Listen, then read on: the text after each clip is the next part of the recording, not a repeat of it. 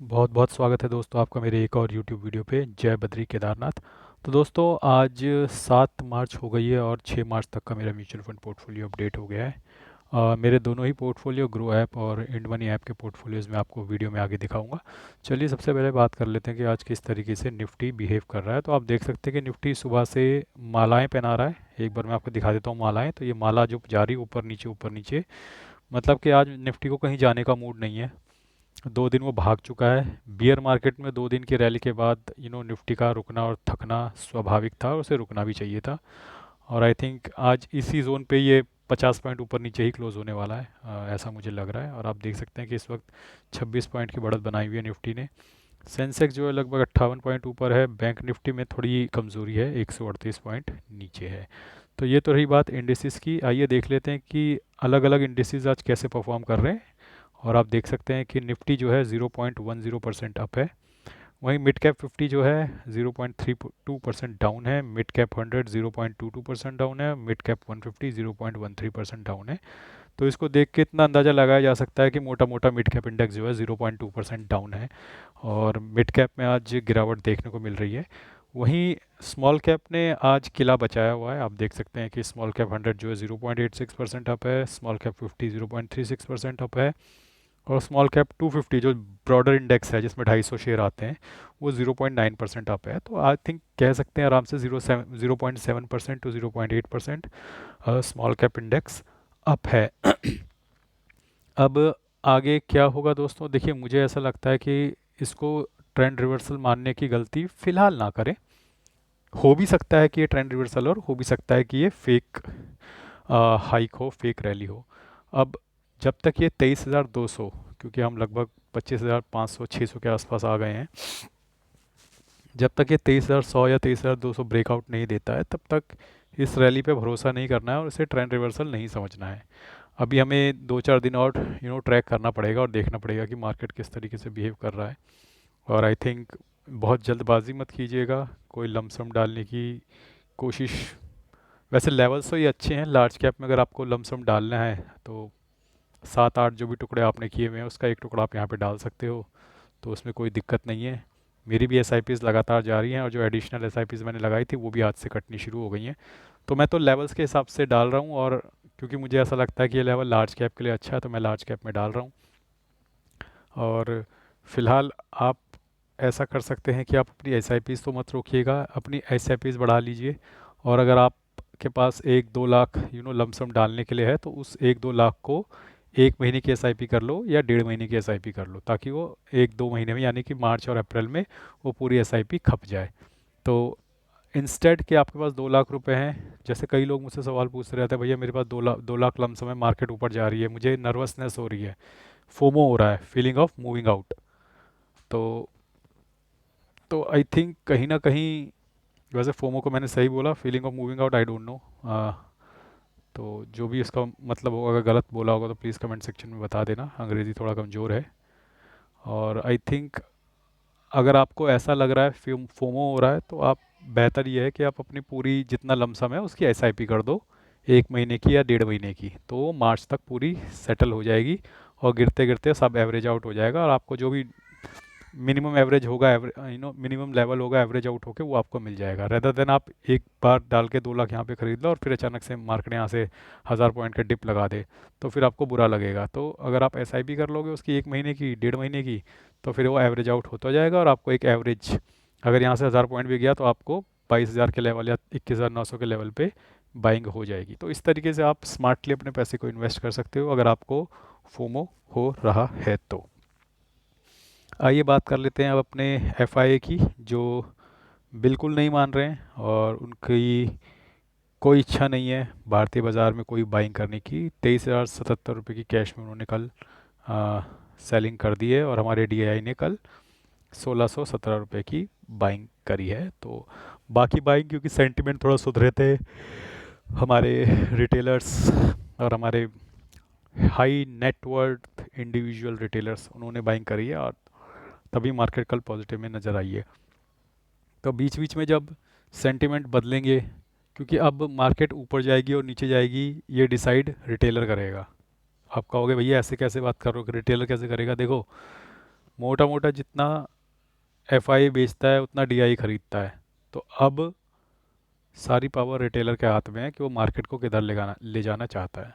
अगर तो वो मार्केट में सेलिंग करता है तो मार्केट नीचे जाएगी, और अगर वो मार्केट में बाइंग करता है तो मार्केट ऊपर जाएगी। तो ये अच्छी चीज़ है कि पावर रिटेलर के पास आ गई है, लेकिन रिटेलर बिखरे हुए हैं। और रिटेलर अगर 1 करोड़ 2 करोड़ हैं तो वो अलग अलग बैठ के 1 करोड़ दिमाग या 2 करोड़ दिमाग सोच रहे हैं। तो उनमें यूनिटी बनना तो मुश्किल है, लेकिन कल ऐसा देखने को मिला कि उन्होंने ज़्यादा रिटेलर्स ने बाइंग करी है, और इसी वजह से अपना जो है इंडेक्स वो कल पॉजिटिव में बंद हुआ। और आप देख सकते हैं कि जो डिफरेंस था कल एफ आई और डी आई का वो नेगेटिव में ही था, लेकिन फिर भी मार्केट पॉजिटिव में क्लोज हुई। इसका मतलब ये है कि रिटेलर्स ने बाइंग करी है। तो ये चीज़ तो यहाँ से साफ क्लियर हो रही है कि रिटेलर्स तो वापस आने के मूड में नहीं है जब तक सरकार कैपिटल गेन टैक्स पे कुछ नो अच्छी खबर ना दे दे कि वो कैपिटल गेन टैक्स घटाने जा रहे हैं, या फिर एफआई के लिए कुछ कैपिटल गेन में बदलाव करने जा रहे हैं, या रिटेलर्स के लिए, या सब के लिए, आई डोंट नो।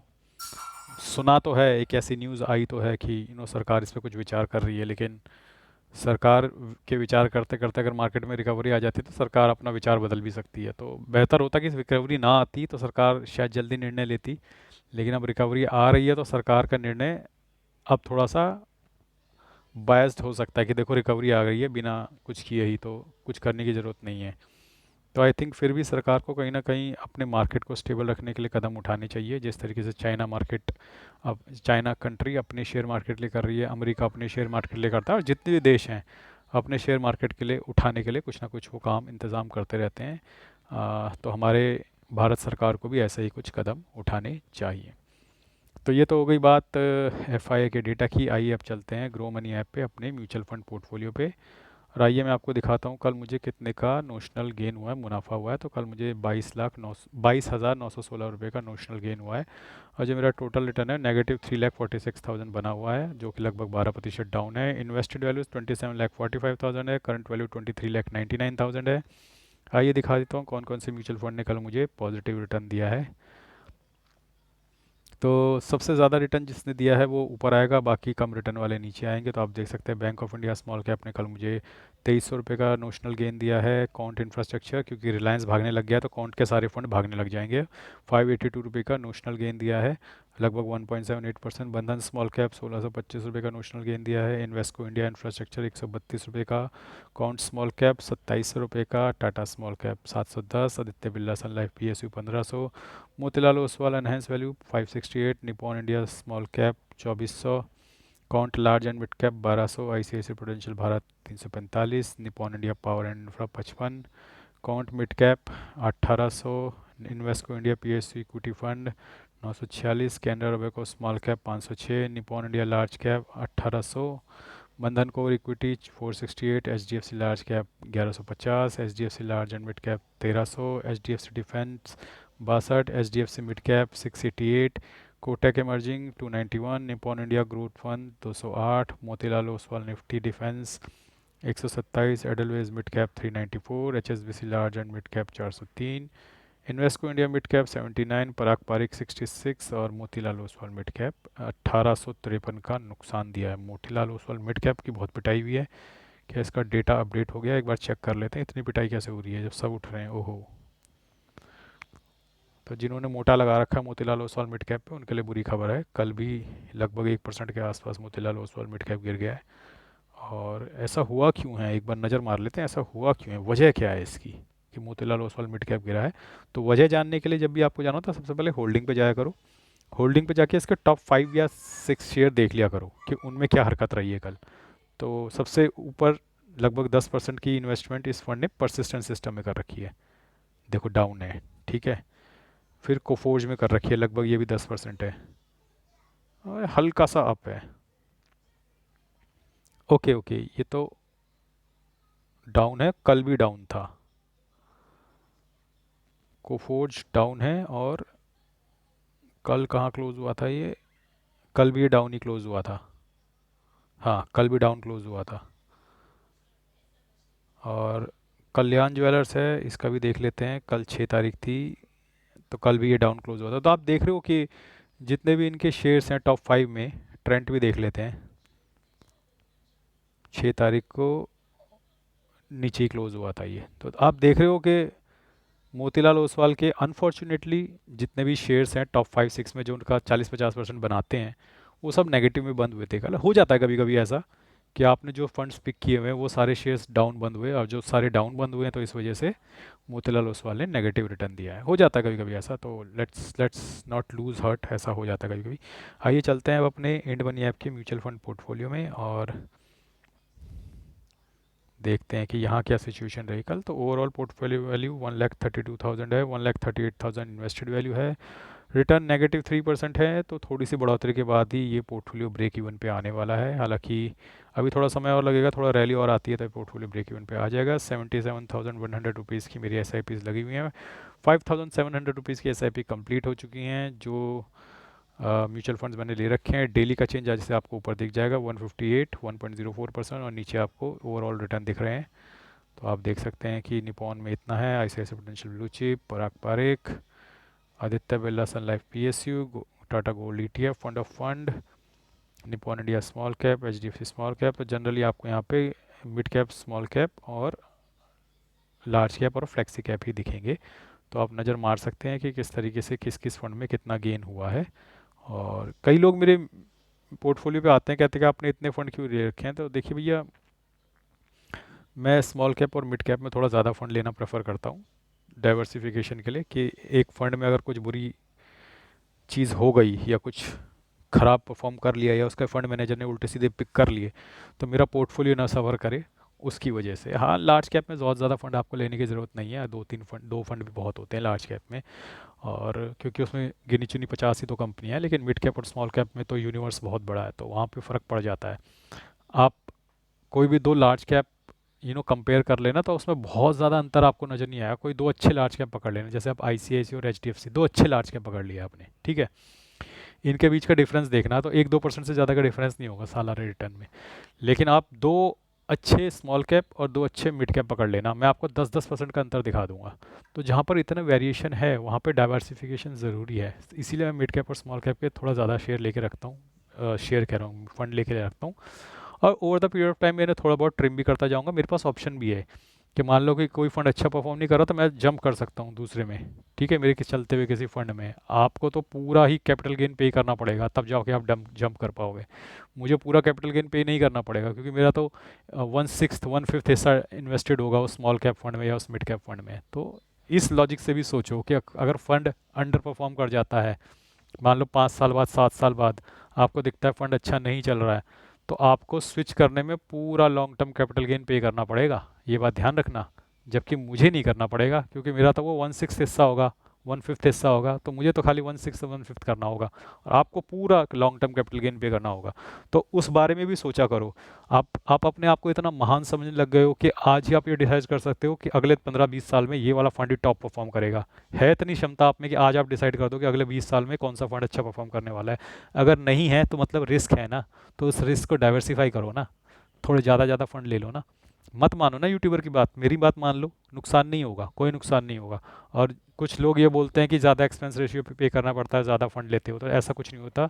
वो वैल्यू पे होता है, फंड की वैल्यू पे, ठीक है, एक्सपेंस रेशियो, ना कि नंबर ऑफ फंड्स पे। तो ये वहम भी मैं आप लोगों के दिमाग से बिल्कुल निकाल दूँ, वरना मैं बेवकूफ़ नहीं हूँ जो ज़्यादा फंड लेकर बैठा हूँ। तो आइए देख लेते हैं कौन कौन से SIP आज मेरी कटी है। आज मेरी बहुत सारी SIP कटी हैं। तो आप देखो, पराग पारिक की 3,500 रुपये की कटी है, और निपॉन इंडिया लार्ज कैप की 600 रुपये की कटी है, ICICI प्रूडेंशियल ब्लू चिप 600 रुपये, HSBC स्मॉल कैप 500 की, Invesco India mid cap 500, Parag Parikh 1000, Kotak emerging equity 500, Edelweiss mid cap 500, ICICI prudential 500, SBI small cap 500, Tata. तो इतनी SIP कट गई है मेरी आज। 500 500 500 1500 2500 3000 3,500 31 3700 37 और लगभग 7,200 रुपये की मेरी SIPs आज कटी हैं। तो आज बहुत बड़ा दिन था मेरी SIPs कटने का। मंडे को भी लगातार मेरी SIP जारी रहेंगी, और मंडे की भी आप SIP देख सकते हो। काफ़ी सारी SIPs मंडे को भी लाइंड अप हो रखी हैं, और आप देख सकते हो कि ये SIPs मंडे को भी कटने वाली हैं। तो दोस्तों, ये तो रही बात मेरी SIPs की जो लगातार कट रही हैं। और अब आइए बात कर लेते हैं हमारे ओवरऑल सिनेरियो। इसमें ये है दोस्तों कि इसमें कल मुझे 1100 रुपये का मुनाफा हुआ है, लगभग 0.85%। इन्वेस्टेड वैल्यू 1,38,000 है, करंट वैल्यू 1,32,000 है। 5,000 रुपये का लगभग नुकसान हो रहा है इस पोर्टफोलियो में, रिटर्न जो है -3% बना हुआ है। तो दोस्तों आई थिंक ये वाला पोर्टफोलियो ठीक ठाक परफॉर्म कर रहा है। हालांकि ये पोर्टफोलियो मैंने अभी जनवरी में ही शुरू किया है, तो इसका ठीक ठाक परफॉर्म करना बनता भी था। और जो पुराना पोर्टफोलियो ग्रो ऐप का, वो मेरी वाइफ के नाम पे है, लेकिन उसमें इन्वेस्टमेंट पिछले 1 साल से हो रही है, मार्च 2024 से।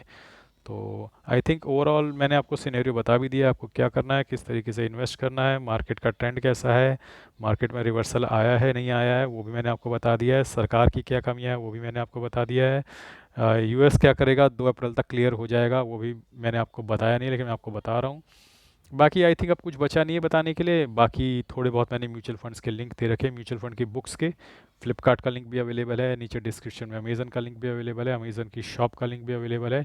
जाकर एक बार विजिट जरूर कर लिया करो, शायद आपको कोई बुक पसंद आ जाए, या फिर आपको ये पसंद आ जाए मैं कौन सा, अमेज़न की शॉप पे अगर आप जाओगे तो आपको ये भी दिख जाएगा कि मैं कौन सा हेडफोन यूज़ करता हूँ, कौन सा माउस यूज़ करता हूँ, कौन सा लैपटॉप यूज़ करता हूँ, कौन सा एसी यूज़ करता हूँ, तो मैंने वहाँ पे डाल रखे हैं लिंक। तो अगर आपको देखनी हो तो आप देख सकते हो, और नहीं देखनी हो तो आप इग्नोर भी कर सकते हो, वो आपकी इच्छा है। तो दोस्तों आज के लिए बस इतना ही, जल्दी मिलूंगा एक और वीडियो के साथ। धन्यवाद, गुड बाय, जय बद्री केदार।